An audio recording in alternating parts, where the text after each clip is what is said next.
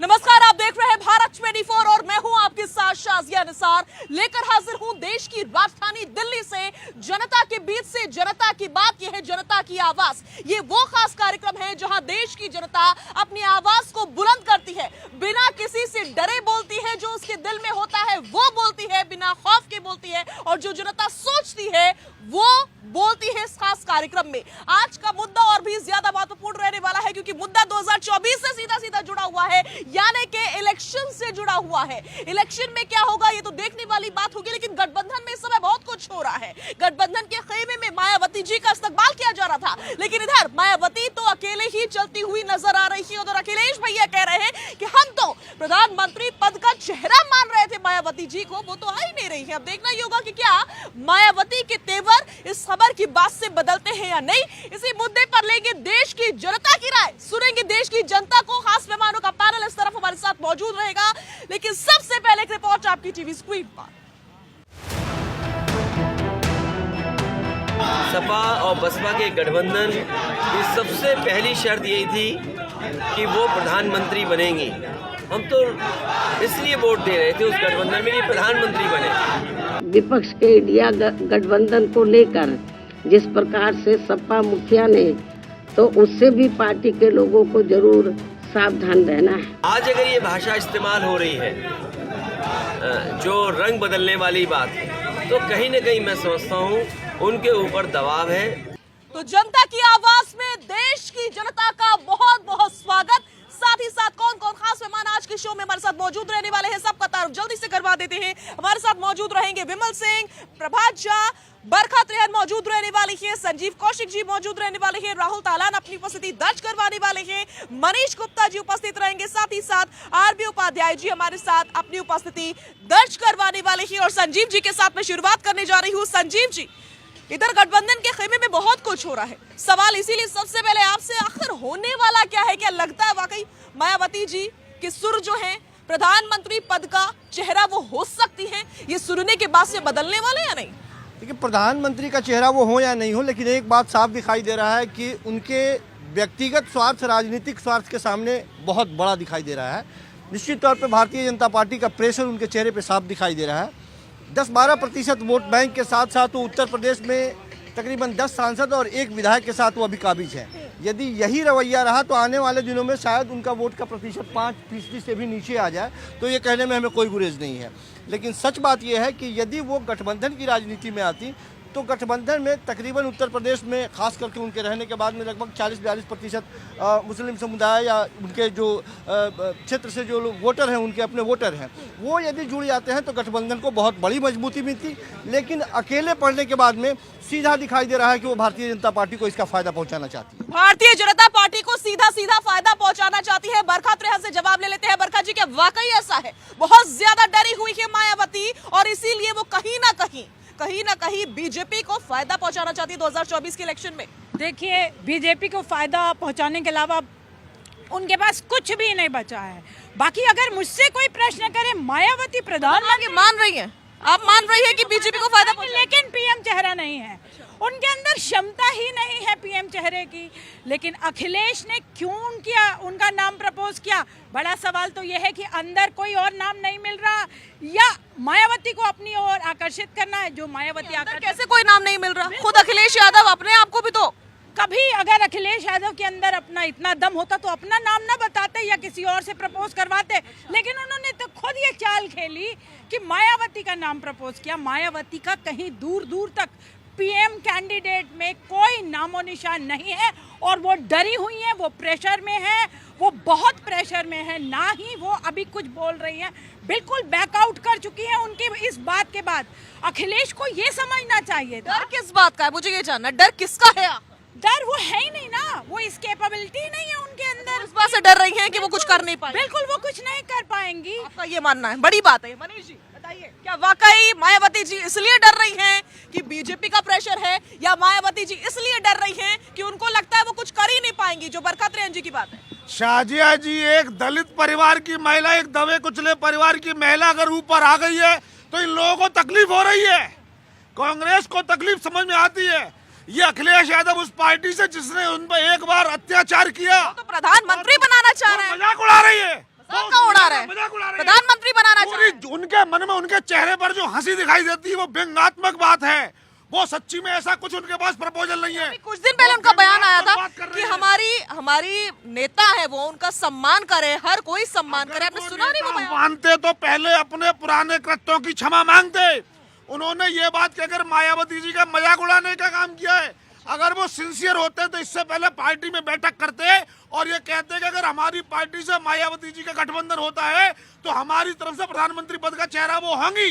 क्या गठबंधन की बैठक में उन्होंने कभी मायावती का नाम लिया? क्या रामगोपाल, शिवपाल और किसी नेता के मुंह से उनका नाम सुना? कहीं कोई चर्चा हुई, कहीं कोई ट्विटर पे बात हुई? नहीं। सीधे सीधे मायावती का एक दलित महिला का मजाक उड़ाने का काम अखिलेश यादव कर रहे हैं। ठीक है, आरबी उपाध्याय जी, क्या आपको भी ऐसा लगता है अखिलेश यादव कॉमेडी कर रहे हैं, मजाक के मूड में है, इसलिए मायावती जी का नाम आगे बढ़ा रहे हैं? देखिए, बिल्कुल ऐसा नहीं है जैसा अभी मनीष जी कह रहे थे। पहले गठबंधन हो चुका है, दोनों गठबंधन में रह चुके हैं, समाजवादी पार्टी और बीएसपी का गठबंधन उत्तर प्रदेश में हम सब ने देखा है और उसका फायदा भी दोनों को हुआ था। देखिए, मुख्यमंत्री पद के लिए, प्रधानमंत्री पद के लिए कोई किसी को नहीं बनाता है, जनता जनार्दन बनाती है, जनता वोट करती है। आप शांत रहिए, शांत रहिए। देखिए, ये जनता बनाती है, जनता वोट करती है, जिसकी जितनी संख्या भारी उसकी उतनी हिस्सेदारी। अगर बीएसपी यूपी में अच्छा करती है, उनकी संख्या बल होता है तो डेफिनेटली। मीडिया में खबर ये आई है आरबी उपाध्याय जी कि अखिलेश यादव चाहते हैं मायावती जी को प्रधानमंत्री घोषित किया जाए, भविष्य में इस पद का चेहरा घोषित किया जाए गठबंधन की ओर से, ऐसा वो सोचते हैं। लेकिन मनीष जी की बात तो बिल्कुल अपोजिट है। वो कह रहे हैं तो मजाक उड़ा रहे, उपहास का पात्र बना लिया है। देखिए, मनीष जी पता नहीं कहां से बोलते हैं भाई। पहले बीएसपी का और एसपी का गठबंधन रहा है उत्तर प्रदेश में, दोनों ने मिलकर चुनाव लड़ा है, दोनों ने मिलकर चुनाव लड़ा। ये तो हवाई बातें करते हैं, ये तो नाच दिखाते हैं, पब्लिक को बेवकूफ बनाते हैं। ये ऐसा कुछ नहीं है, ऐसा कुछ नहीं है। देखिए, वो दलित नेता हैं, इसे नकारा नहीं जा सकता और दलितों में उनका अपना स्थान है और उनका एक सम्मान है। उस सम्मान को न कोई छीन सकता है और न उस सम्मान पर कोई आंच आ सकती है। ठीक है, ठीक है, ठीक है आरबी उपाध्याय जी, लेकिन विमल जी की पुरानी बातें भूलने वाली हैं क्या? बिल्कुल, सम्मान को ना भूला जा सकता है, ना सम्मान को कम किया जा सकता। अखिलेश जी जैसे ही कहते हैं कि वो हमारी सम्मान्य नेता है, मानते हैं हम, लेकिन पुरानी बातें, जो पुराना इतिहास रहा है सपा और बसपा के साथ का, पुरानी बातों का जिक्र मैं करना नहीं चाहती हूँ, लेकिन बहुत अच्छे से सब जानते हैं। क्या वो भूला जा सकता है? देखिए साजिया जी, मैं कहना चाहता हूँ कि ये वही लोग हैं जो सत्ता पाने के लिए जो है अपने सम्मान को भूल जाते हैं। आप सभी को याद होगा मायावती का गेस्ट हाउस कांड, सबको पता होगा, 1995 में हुआ था। उस समय जो है तत्कालीन जो है मुख्यमंत्री थे मुलायम सिंह यादव, दोनों के बीच में गठबंधन था और गठबंधन जो है अचानक बीच में खराब हो गया और सरकार जो है जाना तय था। लेकिन उस समय जो है समाजवादी पार्टी के जो लोग थे, कार्यकर्ता थे, उनके द्वारा जो है मायावती के ऊपर आरोप लगाया गया कि उनके साथ छेड़खानी करने आए थे। भारतीय जनता पार्टी के जो नेता थे, विधायक थे ब्रह्मदत्त द्विवेदी, उन्होंने जो है डंडा चलाकर जो है मायावती को बचाया था। मैं ये कहना चाहता हूँ, ये वही लोग हैं जो सत्ता पाने के लिए राज करते हैं। प्रधानमंत्री पुरानी बातें आपने सारी याद दिला दी, लेकिन सवाल मेरा ये कि इन सब कुछ के बाद भी जब ये बात आती है कि प्रधानमंत्री पद का चेहरा मायावती हो सकती है गठबंधन की ओर से, अखिलेश जी ऐसा कहते हैं, तो क्या मायावती के जो सुर है वो बदल सकते हैं? देखिए, गाना है मिले सुर मेरे और तुम्हारे। सुर तो मिले ना नीतीश कुमार से, सुर ना मिले ना ममता बनर्जी से, सुर ना मिले ना अखिलेश यादव से। वहाँ राहुल गांधी जी कह रहे हैं कि सुर हम मिलाएंगे, उनको कोई पूछने वाला कांग्रेस में नहीं है। सुर मिलाने के लिए अब बात मायावती जी की जा रही है। मैं कहना चाह रहा हूँ, चुनाव आने दीजिए, सीट बंटवारे के लिए आपस में बिल्ली बनकर जो है रोटी के लिए लड़ते फिरेंगे।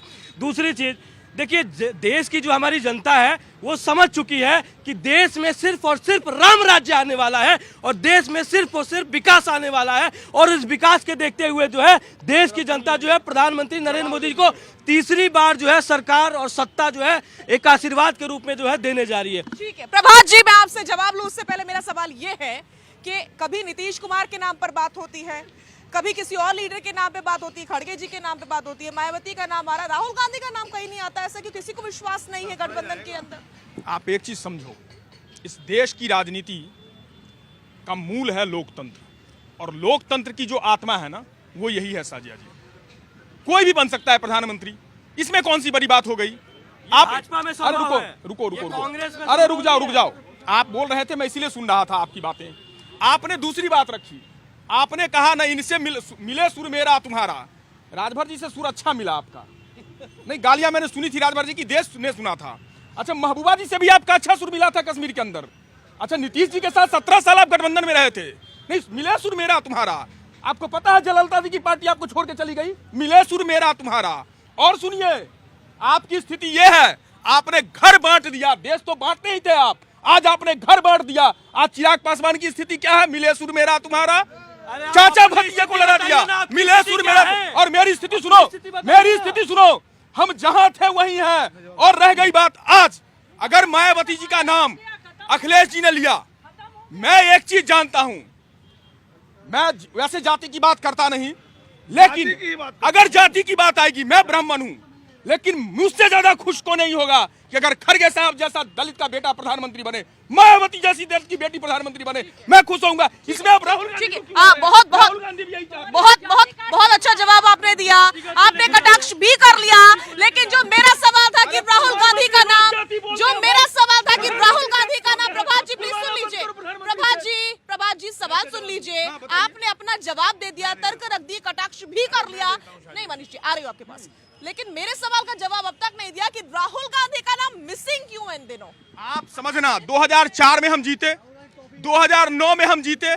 अगर राहुल गांधी को प्रधानमंत्री बनना होता, मनमोहन सिंह जी ने ऑन स्टेज कहा था कि राहुल जी आप प्रधानमंत्री बने। राहुल जी तो छोड़ो, गांधी परिवार का एक भी व्यक्ति कैबिनेट में तक नहीं था। साजिया जी, आपको समझने की आवश्यकता है, ये लोकतंत्र की खूबसूरती है। हम जीतेंगे भी, हम बनाएंगे भी। हमने देश बनाया है, फिर से सरकार बनाएंगे 2024। हुआ कि राहुल गांधी प्रधानमंत्री पद का चेहरा कभी नहीं होंगे। हर कोई प्रधानमंत्री बन सकता है। बरखा जी, आप भी बन सकती हो। बरखा जी, ठीक है, पोजीशन में प्लीज। राहुल जी प्लीज आगे आइए, राहुल जी प्लीज थोड़ा सा आगे आइए। बड़ी बात कह रहे हैं कि हर कोई प्रधानमंत्री पद का चेहरा हो सकता है, प्रधानमंत्री बन भी सकता है अगर गठबंधन में जीतते हैं तो। लेकिन राहुल गांधी मिसिंग क्यों है, इस सवाल का जवाब मुझे अब तक नहीं मिला। देखिए, पहली बात तो मुझे इसी चीज पे शंका है कि राहुल गांधी अभी प्रधानमंत्री बनेंगे। 2024 की तो स्क्रिप्ट सेट है और उसमें राहुल गांधी कहीं फिट नहीं है। अगर जो अखिलेश यादव मायावती जी के लिए बोलते हैं कि उनको प्रधानमंत्री बनाएंगे, तो जैसे मनीष जी ने बोला कि ये खिल्ली उड़ाने वाली बात है अखिलेश यादव जी की। मायावती जी का तो उनको पता चल गया कि मायावती जी के पास एक वोट परसेंटेज है और उसके बगैर उत्तर प्रदेश में इनका कुछ हो नहीं सकता है। अब ये चाह रहे हैं कि कैसे ही आ जाए मायावती जी, कैसे ही कोई लालच दे दे, मायावती जी आ जाए तो इनका कोई गोटी सेट हो जाए। लेकिन यूपी में इनकी गोट सेट होने वाली है नहीं। देखिए, एक बात बता रहा हूं मैं, भारत के आधार है राम, और जो राम का नहीं है वो है निराधार, और जिनके पास जो निराधार है उनके पास नहीं है जनाधार। और राहुल गांधी ऐसे हैं जिनके पास नहीं है जनाधार। कुछ भी कर ले कांग्रेस, कुछ भी कर ले, ये बहुत बोलते रहेंगे कि ये हुआ वो हुआ। कि हम अभी बोल रहे थे प्रभात जी के, हम वहीं खड़े हैं। कहाँ खड़े हैं आप? लापता होते जा रहे हैं भाई, कहीं है ही नहीं भारत में, आप कहीं दिखाई नहीं देंगे। कुछ दिन यही हालत रही तो आधे तो आपकी यूपी की यूनिट कोई जा रहा है, हम जा रहे हैं जी नहाने सरयू में, डुबकी लगा रहे हैं, कोई कहीं डुबकी लगा रहा है। पहले आप अपने कुनबे को जोड़िए, कुनबा ही आपका टूटा फूटा हुआ है। आप भारत जोड़ने की, भारत की न्याय यात्रा की बात कर रहे हैं। पहले उनको न्याय दे दीजिए जो राम के साथ हैं, उनको न्याय दीजिए। कांग्रेस में जो राम के साथ है उनको न्याय नहीं मिल रहा है। आप बोल रहे हैं कि राम से दूर रहिए। भारत के आधार है राम। अफवाह फैला रहे हैं, हम अफवाह फैला रहे हैं। अफवाह राहुल गांधी ने फैलाई, अफवाह जयराम रमेश ने फैलाई, जो बोले हम नहीं। जवाब ले लेती हूँ, मनीष आ रही हूँ, एक सेकंड जवाब ले। इनको मैं बता दूं, आपने अगर मानस पढ़ा हो, रुकिए, मानस पढ़ा हो तो बाबा तुलसी ने मानस में लिखा है, निराकार ओंकार मूलम तुरीयम। अरे पढ़ लो प्रभु, आपने कहा निराधार में भी आधार होता है। अरे रुको, निराधार में भी आधार होता है, पहले पढ़ो। आप में ये चूक हो रही है। आपने मानस पढ़ा। 22 तारीख को राम मंदिर की प्राण प्रतिष्ठा हो रही है। अगर जो कांग्रेस, राहुल गांधी एक भी ट्वीट कर दे, मैं बोल रहा हूँ चैलेंज से, एक ट्वीट नहीं करेंगे। ठीक है, मनीष जी लौट रही हूँ मैं आपके पास, प्लीज लौट रही हूँ। यहाँ देश की जनता इंतजार कर रही है बोलने के लिए। बहुत सारे लोग आज इकट्ठे हुए हैं बात रखने के लिए। अपने देश की जनता क्या सोचती है, शुरुआत आपके साथ, बोलिए। मैं प्रभात कुमार जी की बात का बिल्कुल भी कंडम करता हूँ। ये कह रहे 2004 में राहुल गांधी को प्रधानमंत्री बने थे, सोनिया गांधी प्रधानमंत्री, किसी ने नहीं बनाया उनको। हरकिशन सिंह, कॉमरेड सुरजीत ने बनाया मनमोहन सिंह जी को प्रधानमंत्री। ये कह रहे हैं हमने कांग्रेस ने बनाया। ये इस भ्रम में मत रहो। उनके पास 48 अपने एलाइज पार्टनर थे। आपका उसी दिन सरकार चली जा, बनती ही नहीं आपकी सरकार। क्या झूठा देश को भ्रम फैला रहे हो? क्या पब्लिक? हाँ, 2004 की बता रहा हूँ। प्रधानमंत्री हरकिशन सिंह सुरजीत ने बनाया था, आपने नहीं बनाया था। आप पटका नहीं आ रहे, मेरे को क्या बता रहे हो आप? ठीक है, यहाँ से और कौन बोलना चाहता है, बताइए। मैडम जो मानव काशीराम जी थे, मैं उनका पड़ोसी था, इसलिए मुझे पता है। जब वो अपोलो हॉस्पिटल में थे तो उस समय मतलब मायावती को के ऊपर हमला हुआ था, जो गेस्ट हाउस कांड था। तो उन्होंने वहाँ से फ़ोन किया कि आप तो मुझे मतलब सुपर चीफ मिनिस्टर बना रहे थे यूपी का, और यहाँ मेरी जान पे बनी हुई है। फिर वहाँ से उठ के वो अपोलो हॉस्पिटल से प्राइम मिनिस्टर नरसिम्हा राव के घर गए और उन्होंने कहा कि उसको बचाओ। तो नरसिम्हा राव जी ने वो सेंट्रल फोर्सेस भेजी, इस तरह से उनकी जान बच पाई। तो मतलब जो मायावती है वो वाकई is better face than all these thieves, better than other. Okay, ठीक। पहली बात तो मैडम ये बात ये रही है, ये भारत के अंदर 24 बार गठबंधन की सरकार बनी, आज भी एक भी सक्सेसफुल नहीं हुई है। ये गठबंधन तो खाली है धोखेबाज। बीजेपी कभी गठबंधन में नहीं रही क्या? कौन बना? नहीं भैया सुनिए, हेलो, 303 सीट है, 303 सीट है, उसके बाद 303 सीट है। वो बताओ, मैं एक बात बताओ मैडम, वो भी गठबंधन में ही तो रहे ना। हाँ, मेरी बात सुनो, ये अपने मनमोहन सिंह बहुत बढ़िया आदमी था, बहुत विद्वान था, फिर भी उसको बर्बाद कर दिया कांग्रेस ने। क्या कर दिया? गठबंधन थी, उधर से उधर खा रहा, वो खा रहा है। गठबंधन खाने वाला होता है सारे, कोई भी अटल बिहारी वाजपेयी भी सक्सेसफुल नहीं हुआ, तो ये कहाँ से हो जाएगा? गड़बड़ है, गठबंधन का मतलब ही गड़बड़ होता है। पहले समझिए गठबंधन क्या होता है, गठबंधन में ही गड़बड़ होता है, वरना मोदी जी देखिए आज से कहाँ है और कहाँ पहुँचा दिया। वो भी गठबंधन में ही आगे बढ़े, एनडीए की सरकार रही है अलग-अलग जगह। कहाँ पे गठबंधन में बढ़े मैडम, आप बताइए कितनी सीटें हैं, आप बताइए। जैसे शिवसेना गए तो जहाँ तू, वैसे अपने पंजाब वाला गए तो हम जहाँ भेजूँ, हमारे साथ मेजोरिटी पूरी थी तो हम सरकार सही चलाएंगे। जिसकी मेजोरिटी हो गई, क्यों मनमोहन सिंह फेल हुआ, क्यों देश को खा गए सारे मिल के, इसीलिए खा गए, गठबंधन में थे। कल अगर वो खाने नहीं देगा तो समर्थन वापस ले लेगा। ठीक है संजीव जी, एक बात समझना चाह रही हूँ, यहाँ जनता यही क्यों समझ रही है कि गठबंधन सिर्फ विपक्ष का ही है? पक्ष भी तो गठबंधन से ही आगे बढ़ा है, अलग अलग राज्यों में गठबंधन रहा है आज तक, और अब भी गठबंधन है, कई राज्यों में गठबंधन की सरकार है। तो जिस गठबंधन के दलों को ये लोग खराब बताने का प्रयास कर रहे हैं, क्या लोग तो मान ही नहीं रहे कि वो गठबंधन में है? बीजेपी किसी गठबंधन में नहीं है। शाजिया, मैं यही बात कह रहा हूँ कि जिस गठबंधन के दलों को लोग खराब बताने का प्रयास कर रहे हैं, उसी दलों के साथ तो पहले अटल बिहारी वाजपेयी की सरकार बनी थी। अरे भाई, 2 दर्जन से ज्यादा ये सारी पार्टियां उसमें थी। क्या जेडीयू के साथ वो नहीं रहे, सीपीएम के साथ नहीं रहे, वो जनता दल के साथ नहीं रहे, समाजवादी पार्टी के साथ नहीं रहे, किसी के? अरे सुनिए भाई, आपकी आदत खराब है, इनकी आदत खराब है बीच में बोलने की। ये देखिए, आ जाइए आप, आ जाइए, आपकी आदत खराब है। मैं यही कह रहा हूँ कि तमाम उन पार्टियों के साथ सरकार बनाई है भारतीय जनता पार्टी, इसीलिए गठबंधन की राजनीति से वो घबराई हुई है। गठबंधन की राजनीति, अरे रुक जाइए भाई, अरे रुक जाइए भाई, मैं यही कह रहा था कि देश की जनता प्रबुद्ध है, वो जानती है इस चीज को।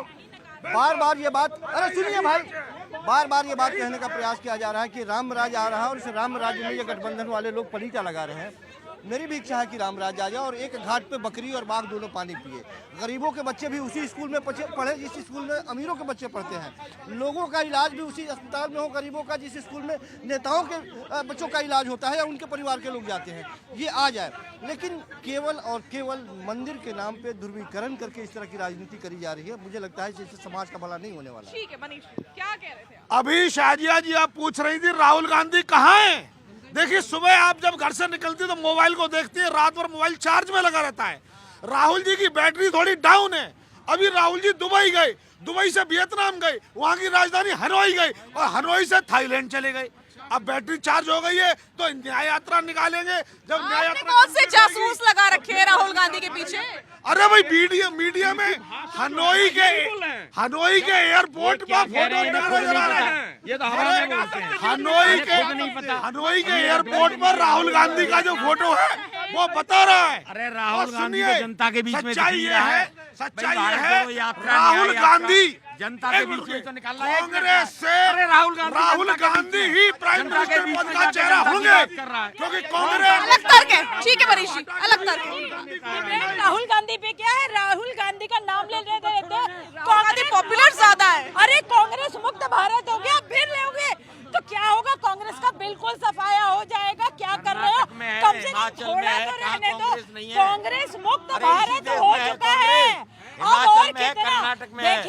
जो इनके अलायंस है, इनके पास एक चेहरा नहीं है। जब भी किसी का नाम लेते हैं वो खुद ही बैकआउट कर जाता है। अब मोदी जैसा ऐसा इनके पास तो कोई है ही नहीं जो कि उसका नाम पे सब मोहर लगा दे।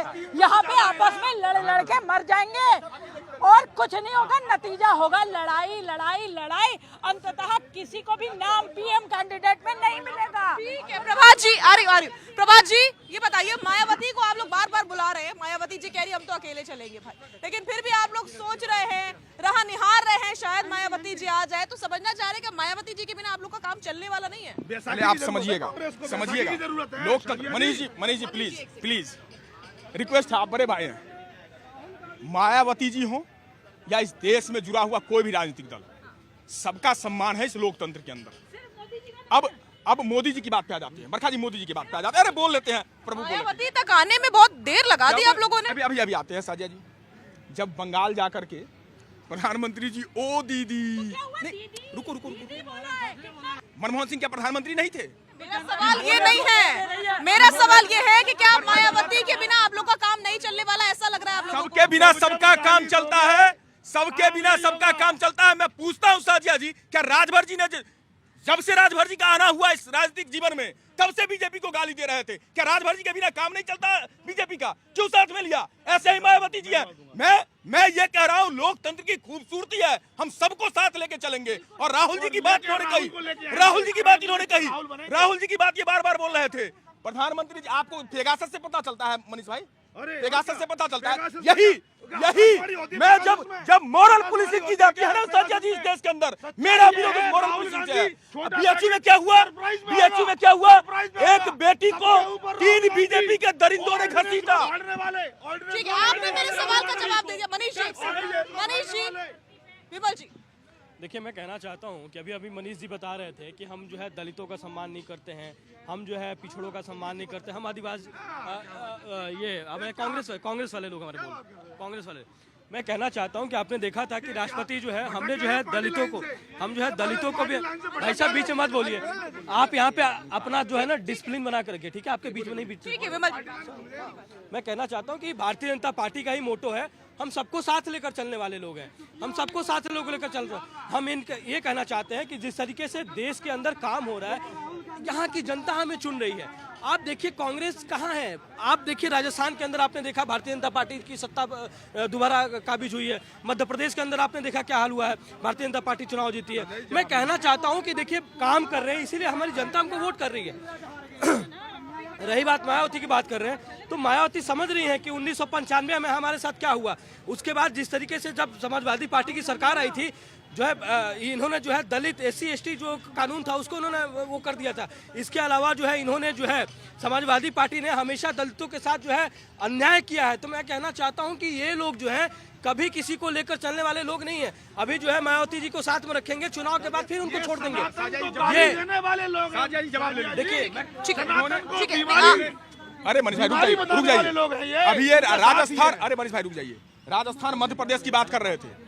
4 स्टेट के, मिजोरम में ना आप है ना मैं हूँ, बाकी बचे 4 स्टेट जो अभी चुनाव हुए हैं। आपको पता होना चाहिए, आपको 4 करोड़ 80 लाख वोट आए और मुझे 4 करोड़ 90 लाख। तो अरे देखो परसेंटेज नहीं कर रहे हैं, अरे समझ ही नहीं, आप बात पूरी कीजिए। ये समझ ही नहीं पा रहे हैं। मैं वोट परसेंटेज नहीं, वोट की बात कर रहा हूँ, वोट। और ये डेमोक्रेसी की खूबसूरती है, मैं बार बार बोल रहा हूँ कि सीट। अरे भाई मनीष जी कह रहे हैं फिर तो अगर इस देश का इलेक्शन कमीशन, जब समझना चीफ इलेक्शन कमीशन की जो नियुक्ति की बात थी 2012 में, आडवाणी जी ने ऑन द फ्लोर बोला था कि 5 सदस्यीय कमेटी बनाइए। मेरे पास रिकॉर्ड है साझा जी, मैं दे सकता हूं। उसमें एक कहा था प्रधानमंत्री देश के हो, दूसरा लॉ मिनिस्टर हो, तीसरा चीफ जस्टिस ऑफ इंडिया हो, और 2 जो अपोजिशन के राज्यसभा और लोकसभा के लीडर है वो हो। आज आडवाणी जी की बातों से डिनाई क्यों कर रहे हैं मोदी जी? है जवाब नहीं बोल पाऊंगा। ठीक है, प्लीज आर्यू उपाध्याय जी, प्लीज थोड़ा सा आगे आइए। आर्यू मनीष जी, आ रही हूँ मनीष जी। आरबी उपाध्याय जी, मुझे ये समझना है कि फरवरी बेहद नजदीक है और इलेक्शन में बिल्कुल भी समय नहीं बचा है। आप भी बहुत अच्छे तरीके से जानते हैं, एक लंबा एक्सपीरियंस आपका रहा है। ऐसे में अभी तक कोई रैलीज नहीं हुई है, कोई सभाएं नहीं हुई है गठबंधन की तरफ से जिसमें ये बोला जा रहा हो कि हमें दीजिए वोट, हम सब एक साथ आ रहे हैं, हम हराएंगे बीजेपी को या हम जीतेंगे, हम संविधान बचाएंगे, जनता के मुद्दे उठाएंगे। ऐसा तो कुछ हो ही नहीं रहा है, तो बात कहां से जीतने की आ गई? नहीं कह सकते, हो रहा है। आम आदमी पार्टी का और कांग्रेस का आपने देखा होगा, सीट बंटवारे की बात कर रहे थे, सीट बंटवारे का फॉर्मूला तय हो गया है। दिल्ली का भी, पंजाब रैलीज की बात की, सभाओं की बात की, कहीं पर संबोधन नहीं आ रहे हैं, जॉइंट रैलीज नजर नहीं आ रही है, साथ में कोई सभाएं नहीं हो रही हैं। ऐसा कुछ भी नहीं है जहां पर ये नजर आए कि हाँ भैया गठबंधन में इतने लोग हैं और ये सब साथ खड़े हैं, अब ये मजबूती के साथ लड़ेंगे। देखिए, किसी भी चीज को बनाने में एक मकान बनता है तो एक समय लगता है। ऐसे ही गठबंधन है, गठबंधन बनाने में जो समय जा रहा है, लेकिन चीजें धीरे धीरे आगे बढ़ रही हैं। सभी पॉलिटिकल पार्टियां ये जानती हैं, लेकिन अब तो समय नहीं बचा। देखिए, समय जितना समय बचा है उसमें भी बहुत कुछ हो सकता है और हर पॉलिटिकल पार्टी इस बात को जानती है।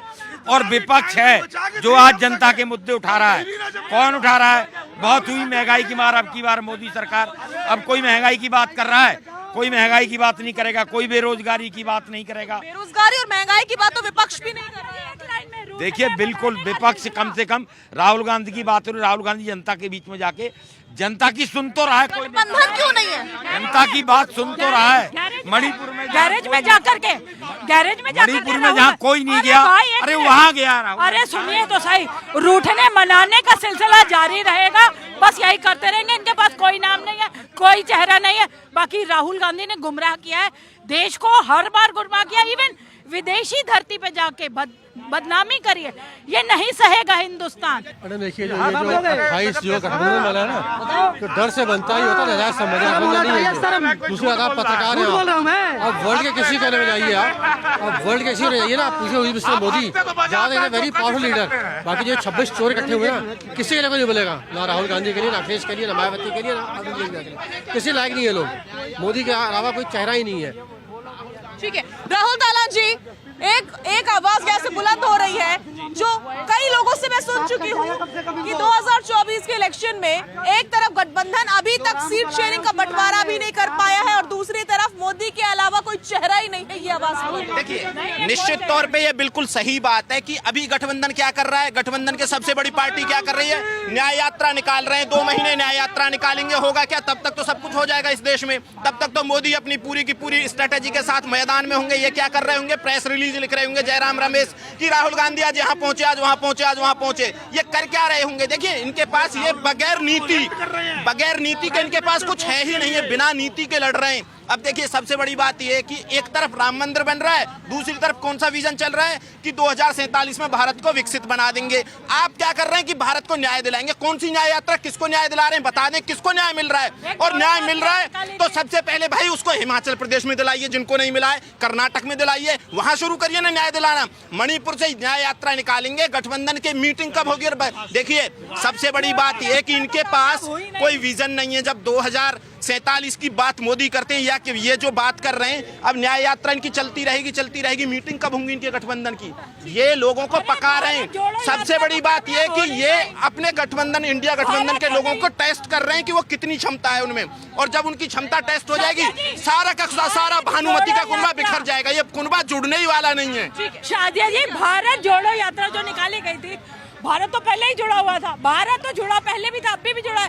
कांग्रेस टूट गई, अब फर्दर और टूट रही है। इसके बारे में सोचिए, भारत जुड़ा हुआ था, इसे न्याय भी भारत में हर इंसान को जिस प्रकार का न्याय मिलना चाहिए वो मिल रहा है और आगे भी मिलता रहेगा। मैं एक महिला हूँ और मणिपुर जैसी घटना का मैंने बहुत विरोध किया है और पूरे देश में ऐसी घटनाएं अलग अलग जगहों पे होती रहती है।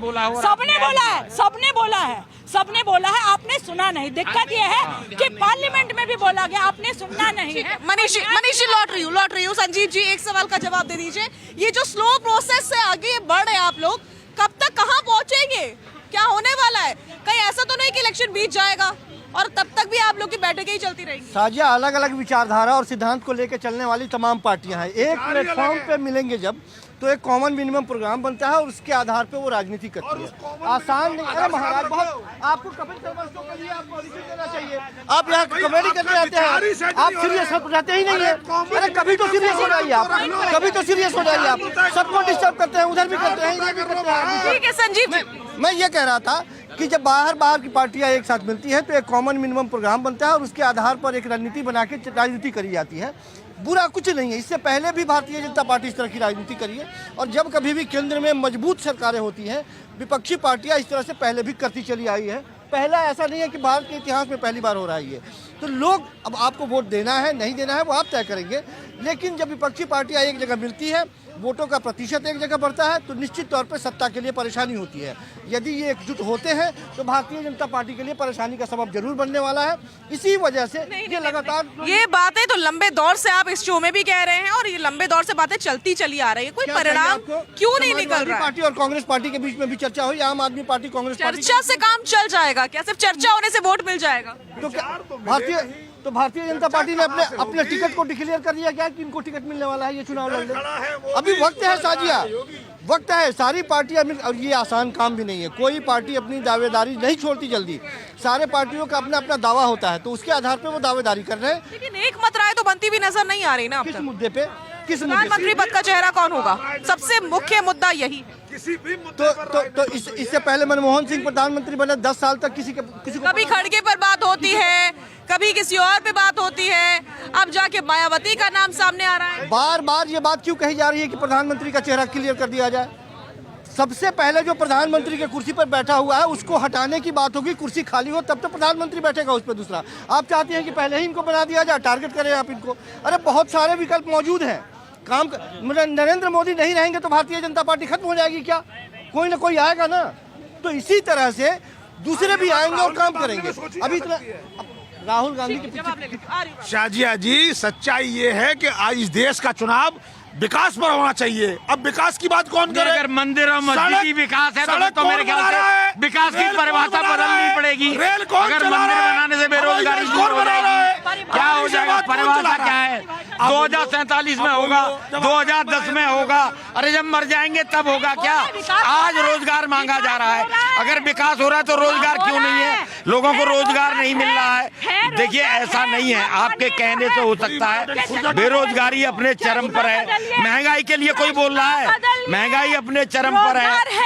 आप चश्मा बदलने की जरूरत है। आज जम्मू का युवक सुरक्षित है, यहाँ पर बिजनेस अपॉर्चुनिटीज है, जॉब अपॉर्चुनिटीज है। ठीक है। रोजगार से जरूरी एक बात आपको बता दूं अभी खुर्जा में, ये यूपी के पास खुर्जा में एक बहुत बड़ा 37,000 स्क्वायर मीटर का वेयर हाउस बना है। वहां से सप्लाई होगी किसकी? अमेरिकन कंपनी है बोइंग, जो बड़े बड़े हवाई जहाज बना रही है। वो हवाई जहाज बनने का काम शुरू होता है और आप समझ लीजिए, कुछ नहीं पता। एक बड़ी इमारत बनने के लिए नोएडा में एक बड़ी रोजगार मिला, सबने देखा। बोलो कितना सारा वहाँ निवेश आया है, इतनी कंपनियां आ गई, कितनी कंपनियां आई, कितना निवेश हुआ, कितने लोगों को रोजगार मिला। ठीक है। ये डिस्कशन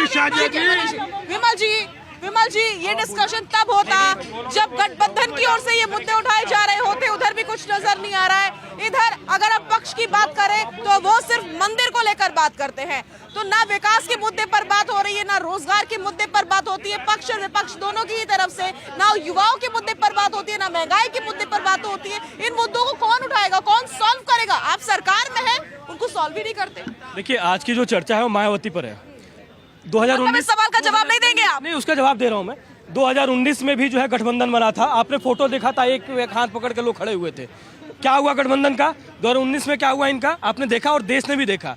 मैं कहना चाहता हूं कि देश की जनता ने स्वीकार कर लिया है मोदी जी को, उनके पास कोई और विकल्प नहीं है। दूसरी चीज, जनता के पास विकल्प नहीं है। 100 कीड़े पड़े हुए हैं गठबंधन के अंदर, लेकिन आप लोगों ने क्या बेरोजगारी के मुद्दे को हल किया? महंगाई के मुद्दे को हल किया? देखिए उत्तर प्रदेश के अंदर जो है 2017 से पहले बेरोजगारी जो दर था वो 17.5 था।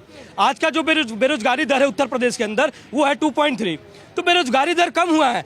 उद्योग के मामले में उत्तर प्रदेश देश की बात हो रही है। सिर्फ उत्तर प्रदेश नहीं, अर्थव्यवस्था के मामले पे उत्तर प्रदेश दूसरे नंबर पे। मैं ये कहना चाहता हूँ कि देश विकास कर रहा है, देश विकास कर रहा है, राम राज्य आ रहा है।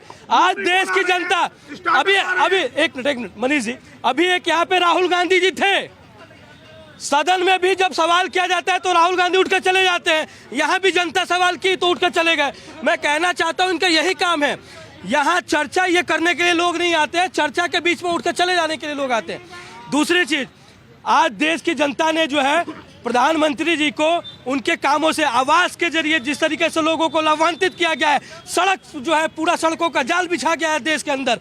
अगर मैं बात करूं, आवास सिलेंडर जो है महिलाओं को दिया गया है, जनधन खाते के तहत जो है लगभग जो है 35 करोड़ से ऊपर महिलाओं को जो है जनधन खाते खोलकर उनको कोविड के टाइम में जो है 1,000 रुपये उनको डाला गया। किसान सम्मान निधि के तहत जो है लोगों के खाते में 6,000 रुपये डाला गया, सबको सम्मान किया गया, युवा, महिला, वृद्ध। आपने जवाब दे दिया, संजीव जी की सवाल ले लेते हैं, बोलिए। ये भी बता देते हैं कि 80 करोड़ लोगों को खिलाते हैं दोनों समय का खाना।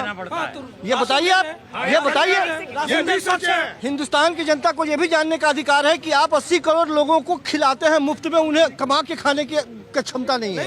ये आपने विकास किया है आपने। यदि वो कमा के खाते, कश्मीर जाके देखिए, यदि वो कमा के खाते तो आपको मुफ्त में देने की नौबत नहीं आती। आपने गरीब बना दिया, उनको भिखारी बना के रख दिया आपने। उनको रोजगार देते, उनको रोजगार देते, अरविंद केजरीवाल जी ने उनको किताब देते, कॉपी देते, स्वास्थ्य देते, शिक्षा देते। ये जनता का ही है, ये जनता का है और जनता ठीक है, जनता से सुन लेते हैं, जनता की बात कर लेते हैं, जनता क्या कहना चाह रही है।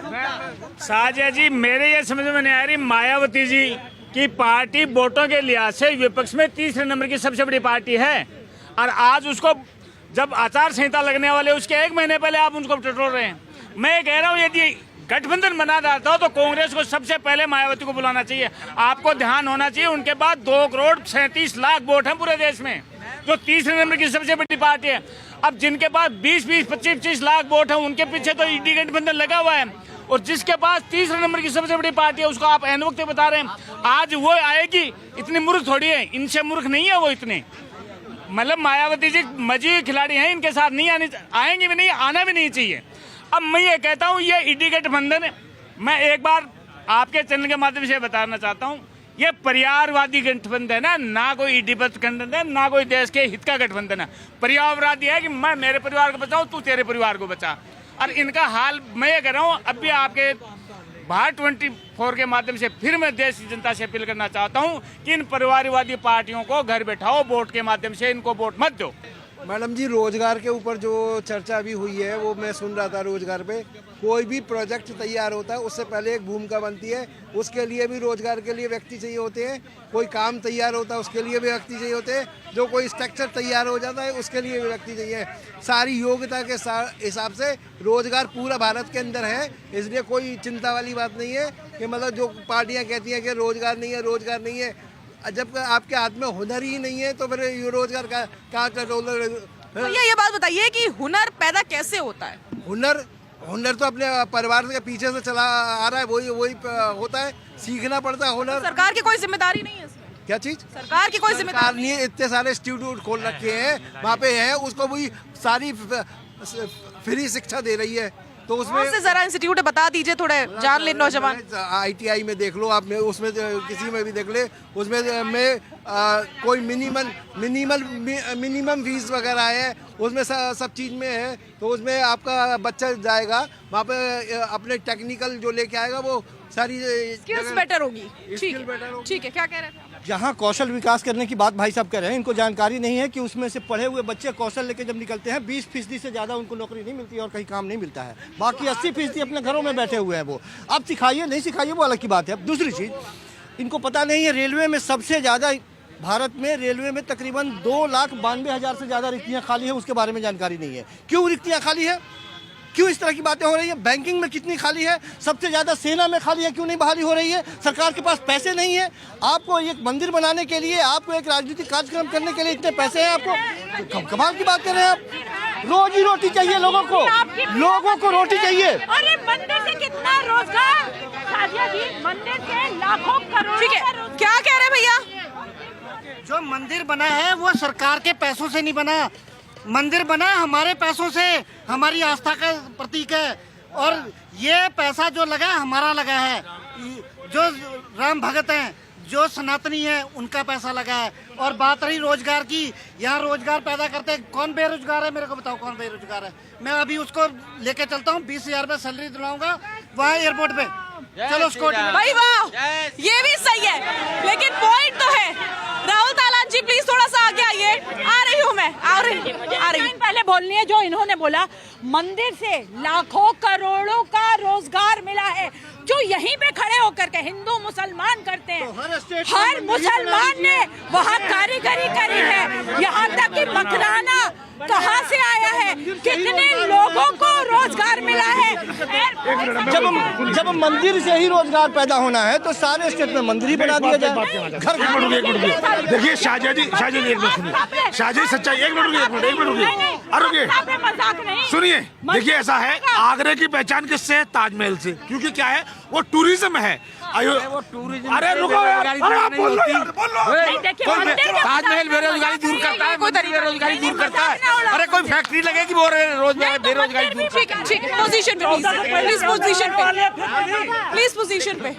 राहुल जी मुझे वाकई ये समझना है कि जो ये रिक्त पदों की बात होती है, ये अक्सर होती है कि इतने रिक्त स्थान खाली हैं। हमारे नौजवान ऐसे बहुत से हैं जो पढ़े लिखे हैं, ग्रेजुएशन कर चुके हैं, एमए कर चुके हैं, बेचारे ठेले लगाते हैं, तो उनके लिए इन वैकेंसीज को भरा क्यों नहीं जाता? और अगर उनमें स्किल्स की कमी है तो ऐसा कुछ क्यों नहीं हो रहा है जिससे उनकी स्किल्स बेटर हो सके? काम हो रहा है लेकिन उस तरीके से नहीं हो रहा है जिस तरीके से होना चाहिए। बगैर लाग लपेट के एक बात बोलता हूं कि जो भी सरकारी नौकरी की तैयारी में है और वो चाहते हैं कि पूरे देश के युवाओं को जो एमए ग्रेजुएट हैं, 12th पास हैं, उनको सरकार एडजस्ट कर ले, तो ये कैसे ही पॉसिबल नहीं है भारत जैसे देश में। अगर जो आप ये सोचते हैं कुछ वैकेंसीज आती हैं वो भर जाती हैं, लगातार ये प्रोसेस चलती रहती है, लेकिन आपको कुछ और विकल्पों पे ध्यान देना पड़ेगा। प्राइवेट नौकरी पे ध्यान देना पड़ेगा, आपको ध्यान देना पड़ेगा, स्वरोजगार पे ध्यान देना पड़ेगा, तभी इस देश की इकोनॉमी बहुत बड़ी हो सकती है। अगर जो आप ये सोच रहे हैं कि 1 अरब 40 करोड़ की पॉपुलेशन में से 75% यूथ को कोई जॉब दे देगी कोई सरकार, किसी भी सरकार में हिम्मत नहीं है। फैक्चुअली अगर जो आप सही देखिए, इन चीजों को लाग लपेट के नहीं बोलना चाहिए। कोई भी सरकार, या कांग्रेस की आ जाए, बीजेपी की, कोई सरकार नौकरी नहीं दे पाएगी। नौकरी देंगे प्राइवेट प्लेयर के लिए क्या चाहिए आपको? इन्वेस्टमेंट। और इन्वेस्टमेंट कैसे आएगा? जब आप सुरक्षित माहौल करेंगे, भ्रष्टाचार रहित देश रहेगा। सबसे बड़ी बात है, अभी तक भारत एक विकसित भारत क्यों नहीं बन पाया? देखिए 1980 के दौर में चीन ने उदारीकरण शुरू किया था और भारत ने 1990 के दौर में उदारीकरण शुरू किया था, और चीन कहां पहुंच गया? वर्ल्ड की 2nd नंबर की इकोनॉमी। हम 10 साल पीछे उदारीकरण करने के बाद अभी 5वें नंबर पे इकोनॉमी है। तो अगर जो भारत की जो पॉपुलेशन है उसको रोजगार मिलता है और प्राइवेट प्लेयर आते हैं, सरकार को कोई भी सरकार रहे उसको सबसे पहले काम करना चाहिए, बिजली सस्ती करनी चाहिए। और भारत में ना जमीन इतनी महंगी है ना, अगर जो आप एक फैक्ट्री लगाने लग जाए, नोएडा में लगा लीजिए फैक्ट्री। ठीक है, बहुत सारे पॉइंट्स हैं। जनता की एक बार सुन लेते हैं, जनता क्या कहना चाह रही है। मैडम केजरीवाल जो है आजकल का वो कालनेमी है, जो सुंदर कांड का पाठ करवा रहा है। एतराज है आपको? हाँ बिल्कुल एतराज है। क्यों एतराज है? राम मंदिर बनता है आपको खुशी होती है, सुंदरकांड का पाठ होता है आपको एतराज? एंटी हिंदू बेसिकली, इसलिए वो कालनेमी है। जैसे वो कालनेमी ने कहा था ना कि मतलब वो पूजा पाठ कर रहा था हनुमान जी को मतलब डिस्ट्रैक्ट करने के लिए, उनको रोकने के लिए, ताकि वो बूटी ले या ना ले जा सके लक्ष्मण को, मतलब दोबारा से। ठीक है।